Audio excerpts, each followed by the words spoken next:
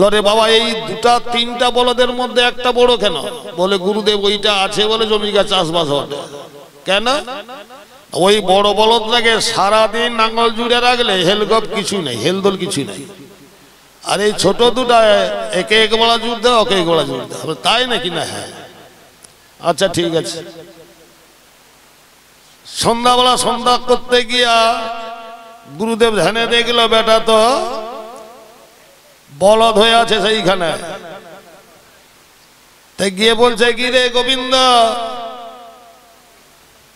আর এবার যাবি তো?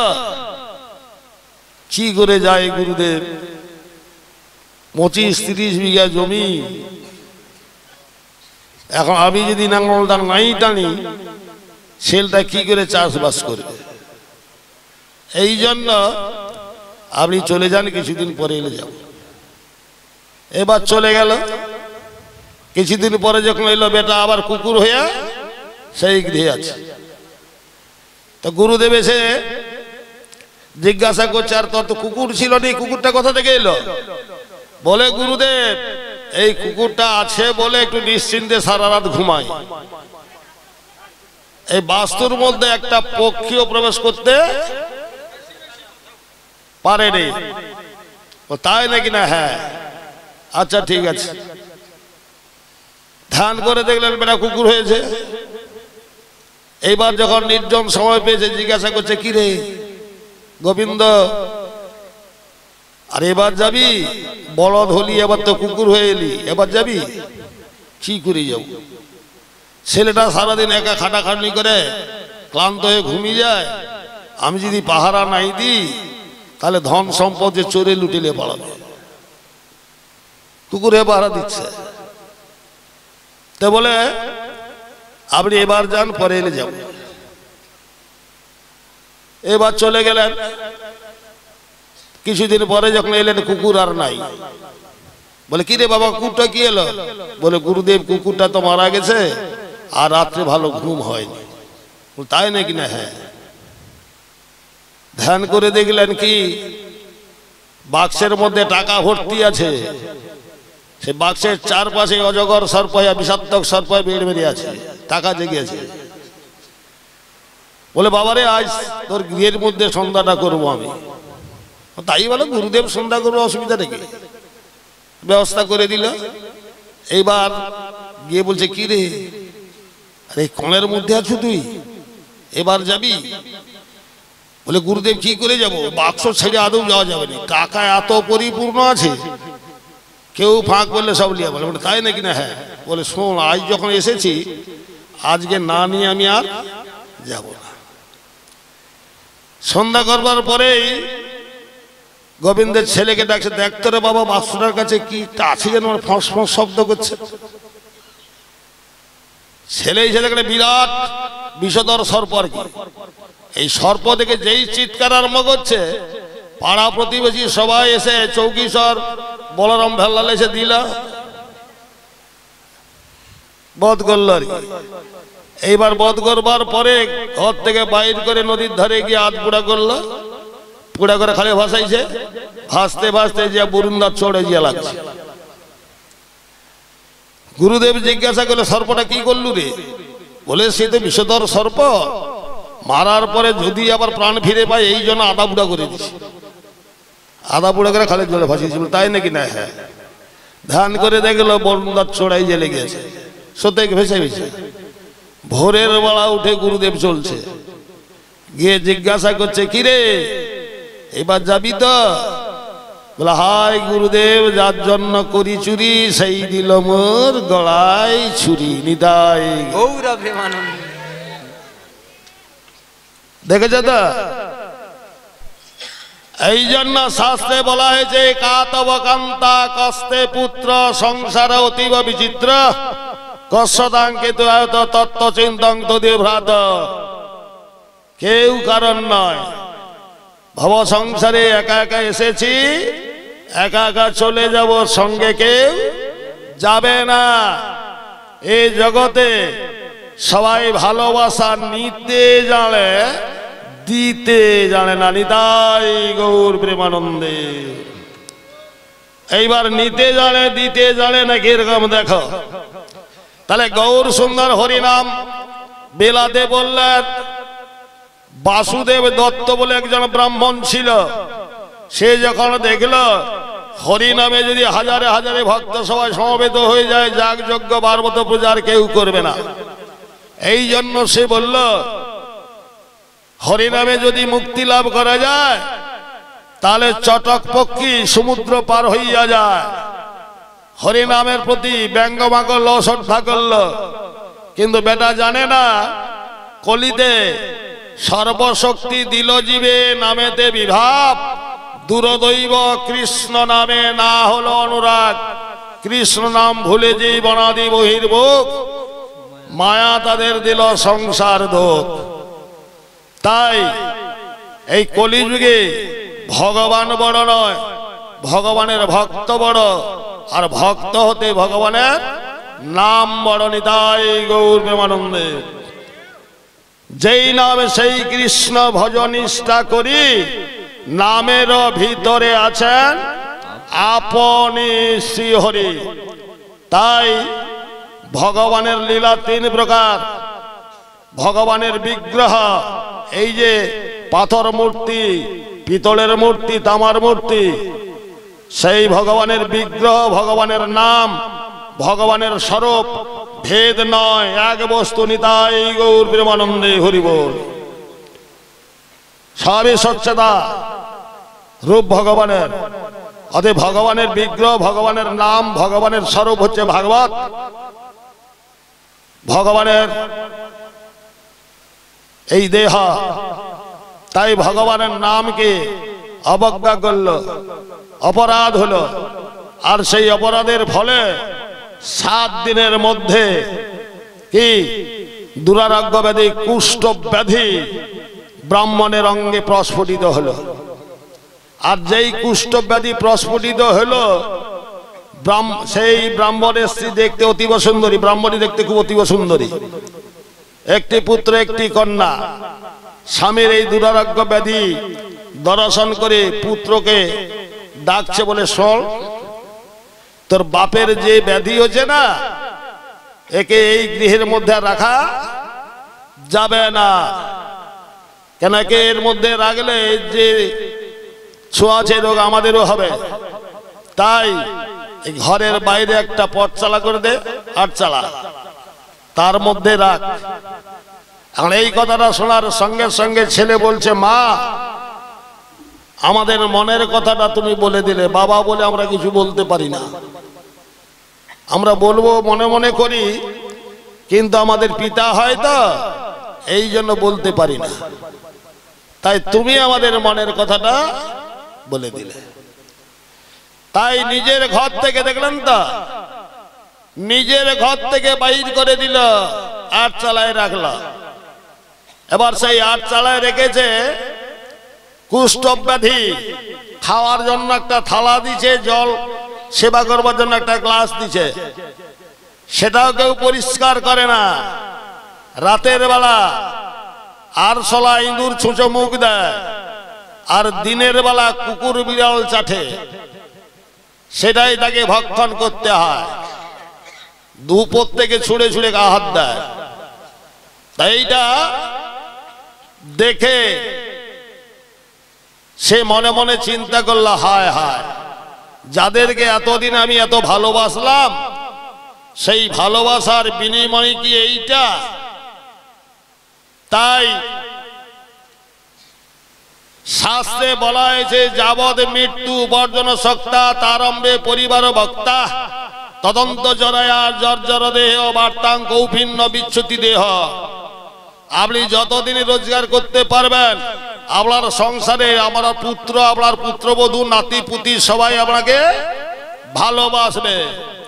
আর যখন আপনি কর্ম করতে পারবেন না, শয্যাশায়ী হয়ে যাবে, ওর আর ঘুরে কেউ বলবে না যে বাবা কেমন আছে আর মা কেমন আছো। নিতাই গৌর প্রেমানন্দে। ওরা ভালোবাসে কেন?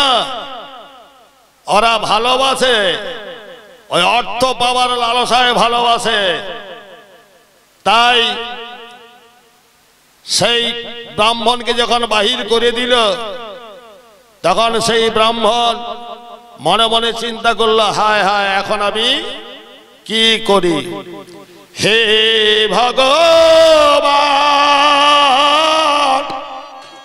নীরব কেন গো করেছ কে অভিমান? ও গো ভগবান, করেছ কে অভিমান? হে ভগবান, নীরব কেন গো করেছ কে অভিমান? ও গো ভগবান, করেছ কে অভিমান? ভক্তেরি ডাকে দেবে নাকি সাড়া?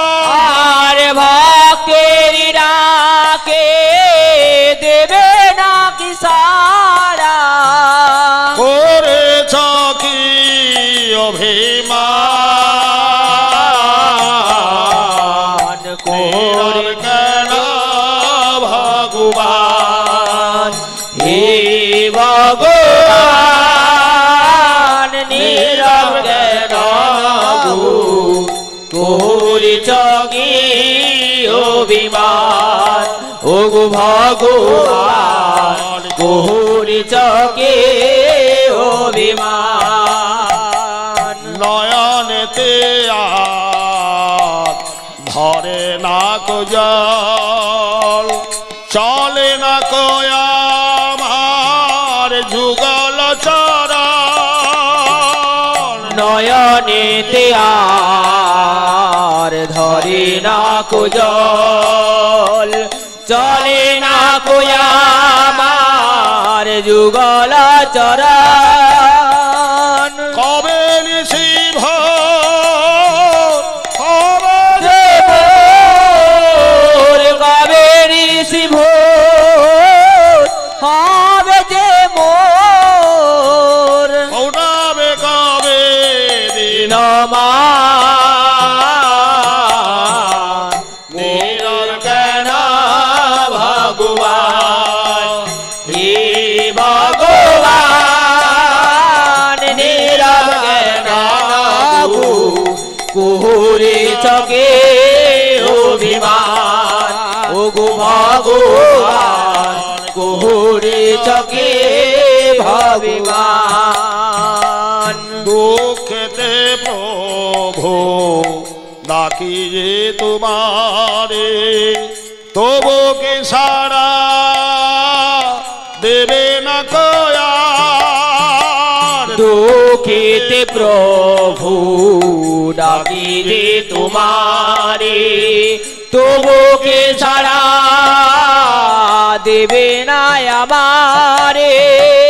তোমার নামে বিষমতা, আর তোমার নামেতে বিষমতাল। ও গরে তোর ভগবান, করেছ কে অভিমান? হে ভগবান, নীরব কেন গো করেছ কে অভিমান? ও গো ভগবান, করেছ কে অভিমান? এবার ভক্তের ডাকে দেবে নাকি সাড়া?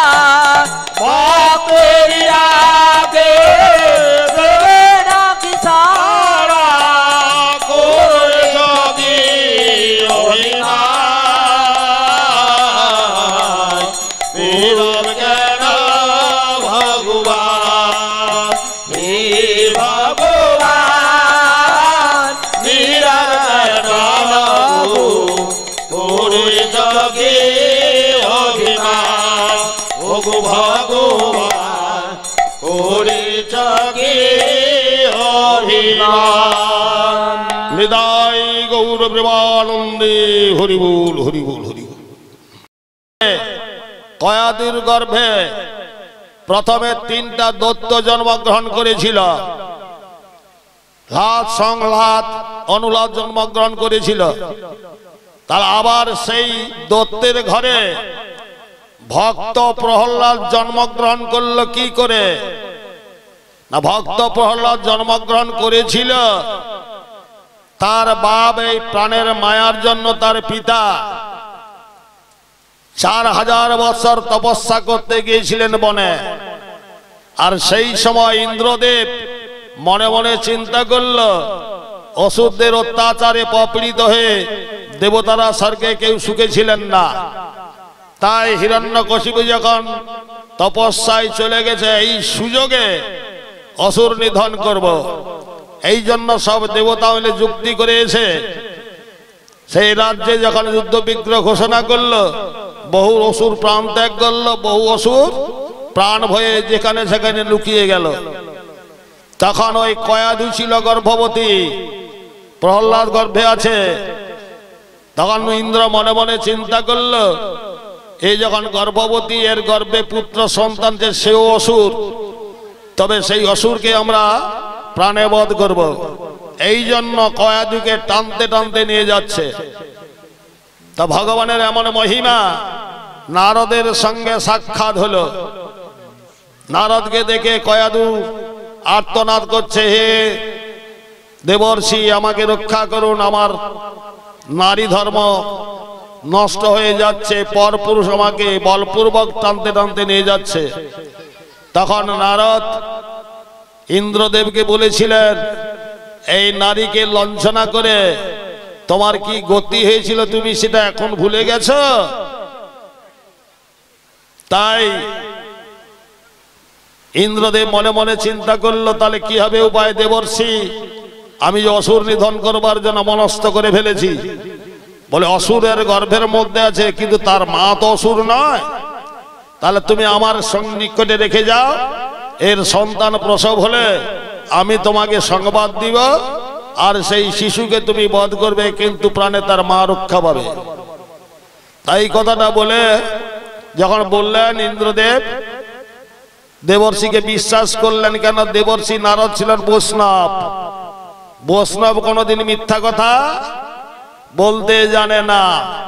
দেবর্ষি স্বীকার করলেন, ঠিক আছে, সন্তান হলে আপনাকে সংবাদ দিব। তাই বিশ্বাস করে নারদের আশ্রমে রেখে চলে গেলেন। আর যেই চলে গেছে, বৈষ্ণব মনে মনে চিন্তা করলো, কথা দিয়েছি সন্তান হলে ইন্দ্রদেবকে সংবাদ দিতে হবে, এখন আমি কি করি উপায়? এই জন্য দেবর্ষি নারদ আশীর্বাদ করলেন, মা আমি তোকে আশীর্বাদ করলাম, তোর গর্ভের সন্তান আছে, তুই যেদিন মনে করবি সেই দিন ভূমিষ্ঠ হবে, তার আগে হবে না। তাই সেই নারদের আশ্রমে কয়াদু ছিল। এইবার সকালবেলা উঠে আশ্রম ঝাড় দেয়। এখন ঝাড় যখন দেয়, নোড়া ধোলা উড়ে, তখন সেই নোড়া ধোলা কয়াদের নাসিকার মধ্যে দিয়ে উদরের মধ্যে চলে যায়। উদরে কে আছে? সন্তান আছে। তাহলে সর্বপ্রথম বৈষ্ণবের চরণধুলি সর্বাঙ্গে মাখছে ওই অসুরটা। এইবার নারদের কাছে দিবানিশি কৃষ্ণ নাম শুনছে, তাহলে কয়াদু শুনছে, আর গর্ভে যে সন্তান আছে সেও সবান করছে। এইবার কয়াদু নারদের উচ্ছিষ্ট, বৈষ্ণবের উচ্ছিষ্ট প্রসাদ সেবা করছে, আর মায়ের গর্ভ থেকে সন্তান সেবা করছে। দেখলেন তা? আর এই বৈষ্ণবের উচ্ছিষ্ট প্রসাদ সেবা করেছিল বলে ওই প্রহ্লাদের চিত্ত শুদ্ধ হলো, তাই তো সে কৃষ্ণ ভক্ত হলো। নিতাই গৌর প্রেমানন্দে হরি বল। অতএব এই হরিনাম শ্রবণ করতে এলে প্রসাদকে অবজ্ঞা করে যেতে নাই। প্রসাদ যত সময় সেবা না করবেন চিত্ত শুদ্ধ হবে না, আর চিত্ত শুদ্ধ না হলে কৃষ্ণ ভক্তি প্রেম লাভ করা সম্ভব নহে। নিতাই গৌর প্রেমানন্দে হরি বল। তাই একটু শীতের রাত্রি একদিন তো আসছেন কষ্ট করিয়া।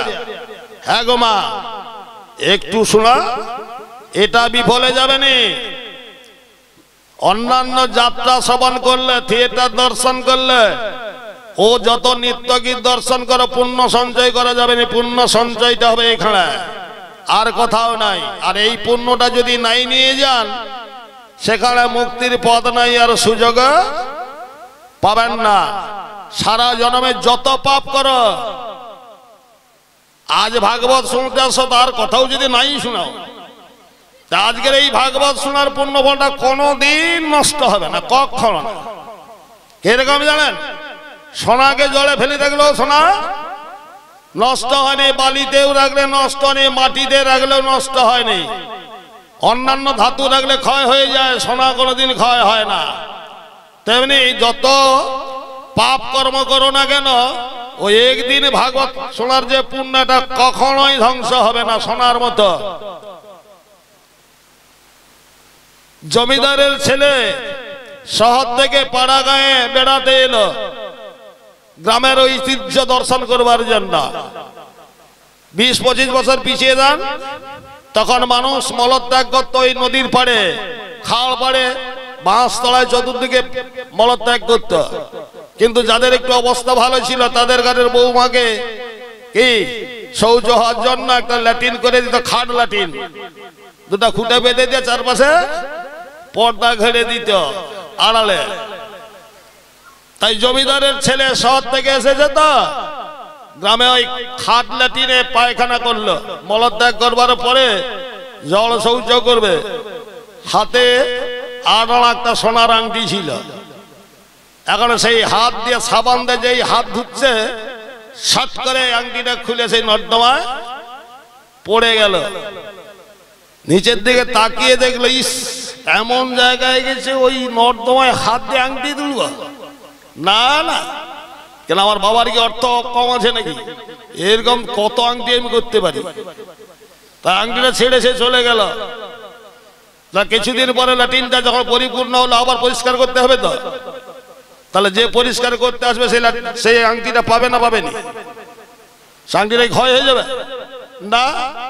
তাহলে নর্দমার আংটিকে গুড়ি নেওয়ার পরে ধুয়ে মুছে সে যদি ওই স্বর্ণকারের দোকানে বিক্রি করতে যায়, স্বর্ণকার কি বলবে? তুই নর্দমা থেকে গুড়ি নিয়ে আসবি, আর দাম কম হবে, কথা বলবে? আগে বলবে না? সোনার যা উচিত মূল্য তাই দেবে। তাহলে ওই নর্দমার সোনার যা মূল্য হবে, আর আপনার আলমারিতে যে গোছানা আছে সেই সোনা নিয়ে গেলে একই মূল্য পাওয়া যাবে। তাই হরিনামে সোনার পুণ্য কোনো দিন ধ্বংস হবে না। নাম চিন্তামণি কৃষ্ণ চৈতন্য রস বিগ্রহ, পূর্ণ শুদ্ধ নিত্য মুক্ত ভিন্নাথ নাম নামে না। অতএব নাম পূর্বেও ছিল, বর্তমান আছে, ভবিষ্যতে থাকবে। আমরা সবাই চলে যাব, কিন্তু ভগবানের নাম দুনিয়া থেকে কোনোদিনই যাবে না। নিতাই গৌর প্রেমানন্দে। অতএব একটু ধৈর্য ধরে শোনা, মাত্র 8:30 হচ্ছে। আচ্ছা, 9টা বাজলে পঙ্গল দিবে। তবে একটা অনুরোধ, যারা প্রসাদ সেবা করতে যাবেন একদম হট্ট গন্ডগোল করবেন না। তাহলে কি হবে? আপনারা ওখানে গন্ডগোল করলে যারা এখানে আছে তাদের অসুবিধা হবে। সেই অপরাধরা আপনাদেরকে দিতে হবে যারা গন্ডগোল করবে, এটা যেন খেয়াল থাকে। কেন?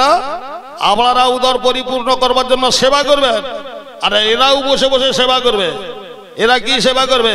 এদের সেবাতে যেন বাধা নাই হয়।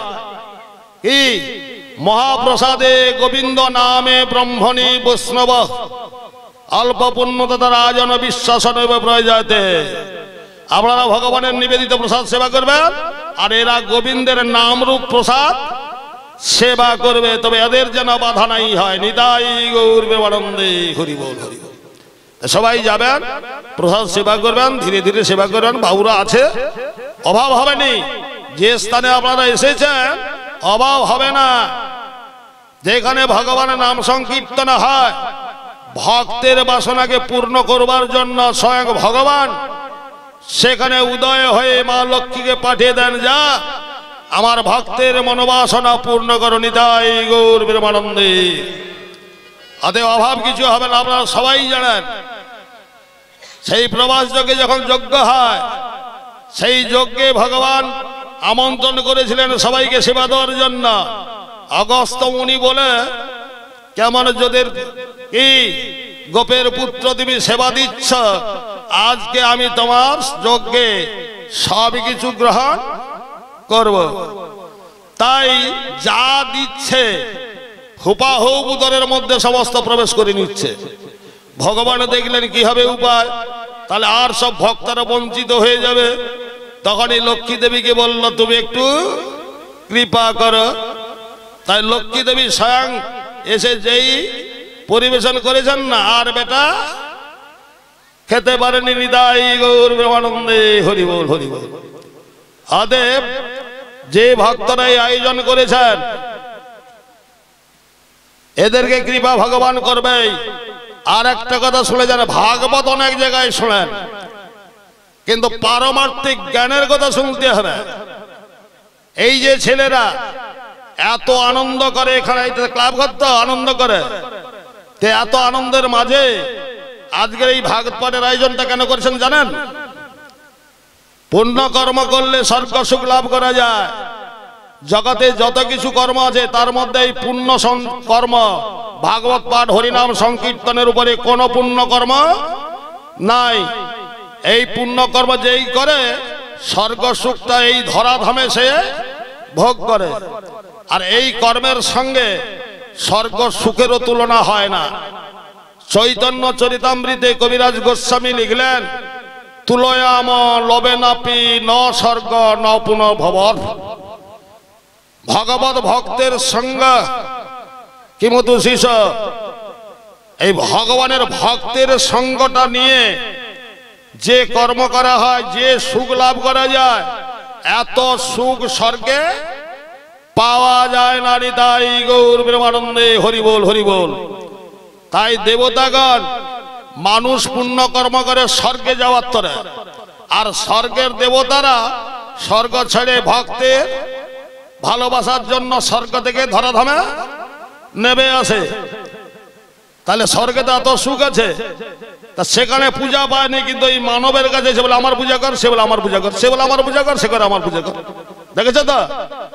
তাই ভক্তের সঙ্গের মধ্যে যত সুখ হয়, যত শান্তি পাওয়া যায়, এত শান্তি এত সুখ অন্য কোন জায়গায় পাওয়া যায় না। নিতাই গৌর প্রেমানন্দে হরি বল। আমরা সবাই সুখ চাই, সবাই একটু শান্তি চাই। কে না চান? সবাই চাই তো, সুখ চাই, শান্তি চাই।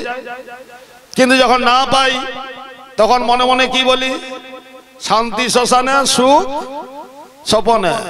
বলে শান্তি যদি পাবি তাহলে মরলে ওই চিতায় উঠলে শান্তি, না হলে শান্তি নাই। একবারে ভুল কথা। ও চিতায় উঠলে শান্তি নাই, আর স্বপ্ন দর্শন করলে সুখ লাভ করা যায় না। তাহলে সুখ লাভ হয় কিসে, শান্তি হয় কিসে? ভগবান বলেন শান্তি কথা আছে জানিস?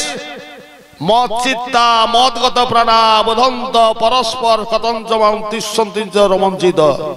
যেখানে আমার ভক্তগণ পরস্পর মিলিত হয়ে আমার গুণকীর্তন করে, আমার বদন ভরে আমার নাম করে, শান্তি একমাত্র সেই জায়গায় বিরাজ করে। নিতাই গৌর প্রেমানন্দে। আর শান্তি কোথাও নাই। শান্তিটা এই জায়গার কোথাও শান্তি নাই। সুখ স্বপনে না। স্বপ্নে দেখলাম 10 তলা পাকা বাড়ি হয়েছে, কত জমি জায়গায় হয়েছে, তারপর ভোরের বেলা ঘুম মারলো না, ছিঁড়া কাতায় শুয়েছি, সুখ হলো? সুখ নাই।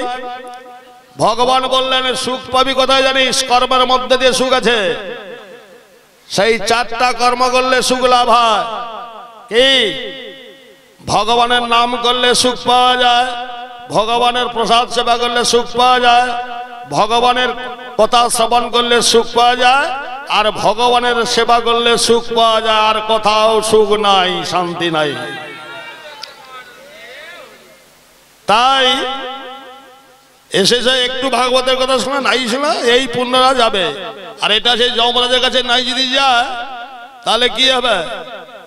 পুণ্য একটু নাই দেখাইতে পারলে এ ঘরে নরকে যেতে হবে। আর যদি একটু পুণ্য থাকে তাহলে কি হবে না, আবার সুযোগ দিবে। বলে একবার যখন করছিল আবার পাঠিয়ে দেই, দেখি কি করে। এই জন্য কি অসিদ্ধি চত্বরশ্চৈব লক্ষণাঞ্জনি জীব জাতিষু ভ্রময়ী পুরুষ সর্বে মনুষ্য জন্ম পর্যায় 84 লক্ষ জনই ভ্রমণ করে করে সৌভাগ্যবশত মনুষ্য দেহটা পেয়েছি, পেয়ে খুব আনন্দ আছে, খুব খুশিতে আছি। বলে মানুষ যখন হয়েছি আবার মৃত্যু হলে পরের জন্য মানুষ হবো, এটা ভুল। যে পাষণ্ড এই কথাটা মনে করে সে মনে করে কি মানুষ যখন জন্মগ্রহণ করেছি পরে পরে মানুষ হবে, এটা ভুল।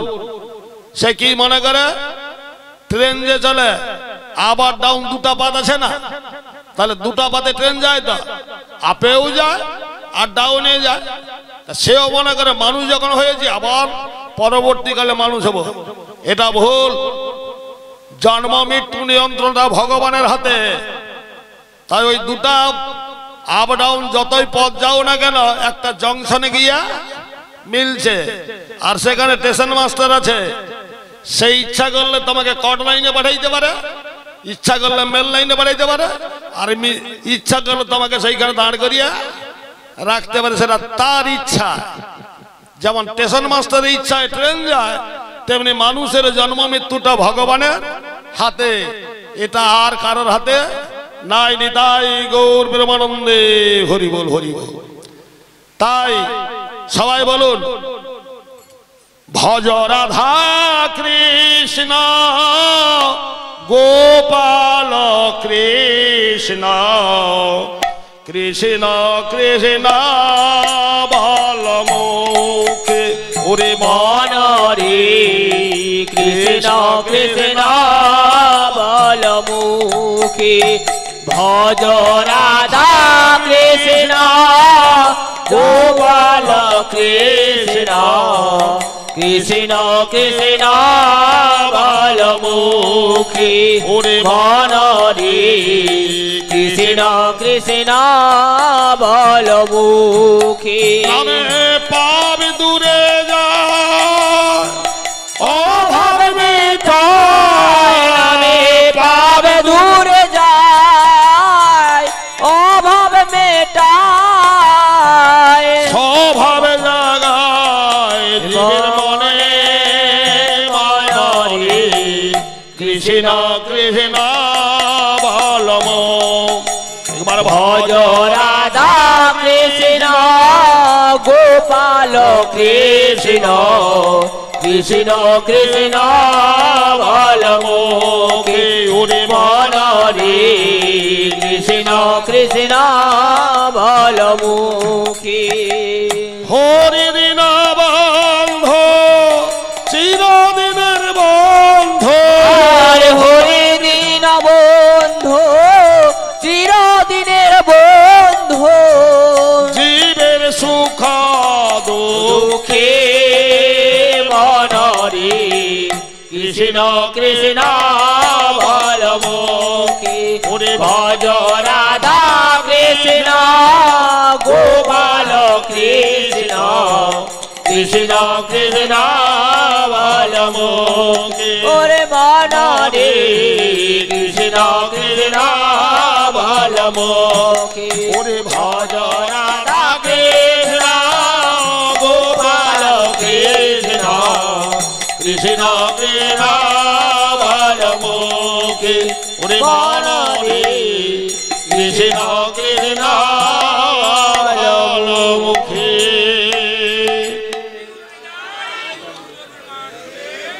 ব্রাহ্মণ কাঞ্চে ঝরঝর করে, সর্বাঙ্গে কুষ্ঠ ব্যাধি, সর্বাঙ্গে পোকাগুলো কিলবিল কিলবিল করছে। পোকাগুলো রক্ত মাংস খেতে খেতে মাংস টুকরো নিয়ে ভূমিতে যখন পড়ে যায়, সেই পোকাগুলোকে ধরে কাঁদতে কাঁদতে বলে, ওরে আমার স্ত্রী পুত্র আমাকে পরিত্যাগ করলো, তোরা আমাকে ছেড়ে যাবে, তোরা আছিস বলে এই সংসারের মহিমাটা আমি বুঝতে পারলাম। আমার নিজের ঘর থেকে আমার স্ত্রী পুত্র সবাই আমাকে বাহির করে দিল, উনি আমার বলতে কেউ নেই রে, তোরা আমার সঙ্গের সাথে তোরা আমাকে ছেড়ে যাস না।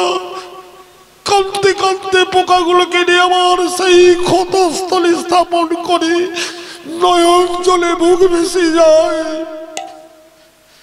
করুণাময় গৌর সুন্দর ভক্তাদিনী ভগবান ভক্তকে কৃপা করবার জন্য কলিযুগে এসেছেন।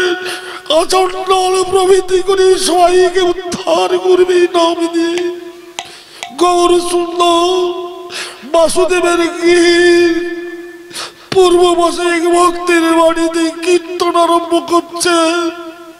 গৌর সুন্দর গাইছে, ওরে প্রভাত এলো ইয়ো কৃষ্ণের নাম এলো গৌরবাসী। প্রভাত এলো কৃষ্ণ নাম, প্রভাত এলো কৃষ্ণের নাম নগরবাসী। প্রভাত এলো কৃষ্ণ নাম, প্রভাত লইলে নাম পূর্ণ হবে মনস্কার। প্রভাত লইলে নাম পূর্ণ হবে মনস্কাম। আর হবে জগতের কল্যাণ। নগরবাসী প্রভাত এলো কৃষ্ণ নাম, প্রভাত এলো কৃষ্ণ নাম নগরবাসী। প্রভাত এলো কৃষ্ণ নাম, বৃন্দাবনের তরুলতা তারা বলে বল কৃষ্ণ কথা। বৃন্দাবনের তরুলতা তারা বলে মন কৃষ্ণ কথা। মানব হয়ে ঘুমে আছে তার। নগরবাসী প্রভাত কৃষ্ণ নাম, প্রভাত এলো কৃষ্ণ নাম নগরবাসী। প্রভাত এলো কৃষ্ণ নাম, ওরে বৃন্দাবনে যাবে যদি নামে ভজন নিরবধি। আর বৃন্দাবনে যাবে যদি নিরবধি। নাম কর নিরবধি নগরবাসী প্রভাত এলো কৃষ্ণ নাম, প্রভাত এলো কৃষ্ণ নাম নগরবাসী। প্রভাত এলো কৃষ্ণ নাম, প্রভাত সোনা হবে মানুষকার। প্রভাত রইলে নাম সোনা হবে মানুষকার। আর হবে ব্রজের কল্যাণ নগরবাসী। প্রভাত কৃষ্ণ নাম, আর প্রভাত কৃষ্ণ নাম নগরবাসী। প্রভাত কৃষ্ণ নাম। তাই গৌর প্রেমানন্দে হরি বল হরি বল। এইভাবে হরিনাম গাইছেন। সেই হরিনামে যখন হরিনামের সুর যখন ব্রাহ্মণের কর্ণের মধ্যে প্রবেশ করল, তখন সেই ব্রাহ্মণের শরীরের অবস্থা এমন হয়েছে, মহাপরাধে হাতের অঙ্গুলিগুলো সব খুলে পড়ে গেছে, চরণের অঙ্গুলিগুলি সব খুলে পড়ে গেছে, আর চলতে পারে না। সেই হরিনামে শ্রবণ করে হামাগুড়ি দিতে দিতে যাচ্ছে, আর কি বলছে, ওগো দয়া কর মরে ওগো দীন বন্ধু সচির দুলাল গোরাচাঁদ সচির দুলাল দুলাল গোরাচাঁদ এবার দয়া কর মোরে ও গো দীনবন্ধু সচির দুলাল গোরাচাঁদ সচির দুলাল গোরাচাঁদ আমার কি জীবন বিফল যাবে আর আমার কি জীবন বিফলে যাবে কর মরে পরে ত্রাণ সচির দুলাল গোরাচাঁদ দয়া কর মরে ও গো দীনবন্ধু সচির দুলাল গোরাচাঁদ সচির দুলাল গোরাচাঁদ বহুদিন